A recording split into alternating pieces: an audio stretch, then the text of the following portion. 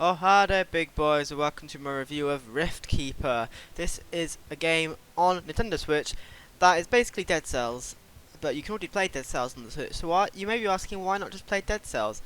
Yeah, that's the same question I have. So, does it do anything differently? Yes, it does, to be fair.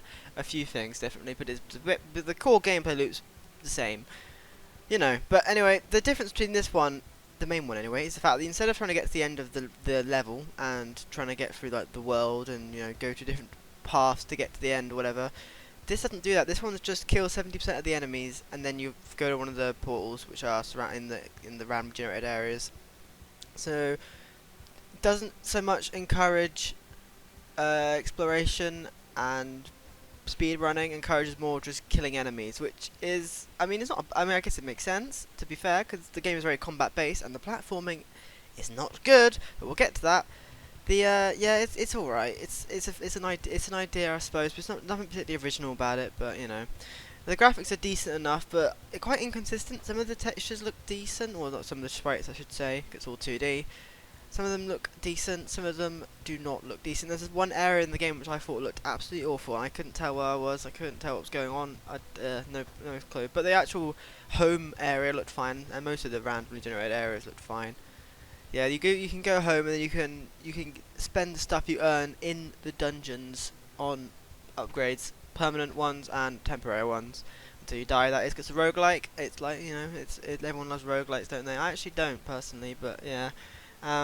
You get, I think, 2% chance of getting a permanent currency thing that you can use to get an upgrade for your, permanently, which is really low, I thought. I mean, you might say, well, that means every 100 enemies you kill, that's roughly two things.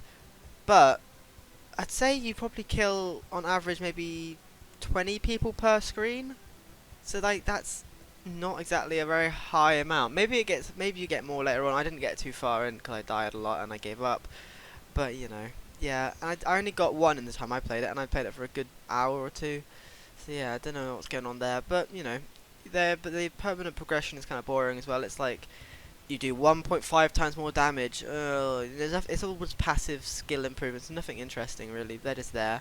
But there's also coins you can use to spend getting upgrades for your character just for that specific run, which are bit more interesting. Well, not really, but there's a bit more at least to them. But they cost money, obviously, not real life money. But yeah. So what else is there after that? What else is there to say? Collectibles you can get, which give you a random upgrade, but again, it's only for your first run. You keep a few of your coins when you die, though, for some reason. Yeah.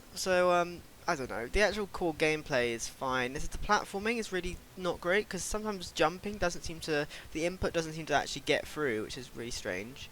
And I got stuck on the geometry around the map a lot, and the maps don't seem pretty well designed. You can't jump back down again. I mean, I guess they're randomly generated, but yeah, you can't jump through a wall downwards. Enemies' attacks don't have much wind up, so it can be quite hard to tell when you're about to get hit, or if you even can get hit, which isn't so good. I do like the animations of the character though, because you can get different types of weapons as well. But the main one used by default is like this Castlevania style whip, which is quite cool. Quite like that. Yeah, it's okay. It's all right. It's just, I don't know. It's just missing that bit of extra something, It's fine, but I just don't see why I'd play this instead of playing Dead Cells really, because it's the everything that it could do, or is trying to do, it doesn't do as well as any other roguelike game really does. But it's not the worst. It can be gotten for quite cheap at least. But yeah, I've definitely seen worse. But I wouldn't particularly recommend it. But it's not awful. It's a functioning game at least, and the combat does have its moments of being quite satisfying. So yeah, it's there. Anyway, so that was Rift Keeper.